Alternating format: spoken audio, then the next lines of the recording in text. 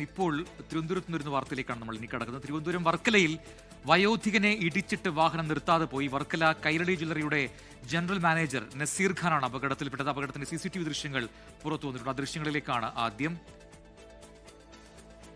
അജ്മൽ ദിറാർ തിരുവനന്തപുരത്ത് നിന്ന് ചേരുന്നു കൂടുതൽ വിവരങ്ങളുമായി. ദിറാർ, ഇത് ഈ വാഹനത്തെക്കുറിച്ച് എന്തെങ്കിലും വിവരങ്ങളുണ്ടോ? ഒപ്പം തന്നെ ഈ നസീർ ഖാന്റെ ആരോഗ്യനില എന്താണ്?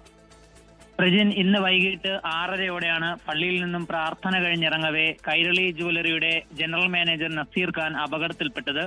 ഇദ്ദേഹം വർക്കലയിൽ വെച്ചാണ് അപകടമുണ്ടായത്. ഇദ്ദേഹം പള്ളിയിൽ നിന്ന് പ്രാർത്ഥന കഴിഞ്ഞിറങ്ങവേ നമുക്ക് ആ ദൃശ്യങ്ങൾ കാണുന്നത് പോലെ ബൈക്ക് ഇരുചക്ര വാഹനം വന്ന് ഇടിക്കുകയും വാഹനം നിർത്താതെ പോവുകയുമായിരുന്നു. ഇപ്പോൾ നിലവിൽ നസീർ ഖാന്റെ നില അതീവ ഗുരുതരമാണെന്നാണ് പ്രാഥമികമായി ലഭിക്കുന്ന വിവരം. നിർത്താതെ പോയ വാഹനത്തിന് വേണ്ടി പോലീസ് അന്വേഷണം ആരംഭിച്ചിട്ടുണ്ട്. പ്രജിൻ, ശരി. അജ്മൽ ദിറാറാണ് വിശദാംശങ്ങൾ നൽകിയത് തിരുവനന്തപുരത്ത്.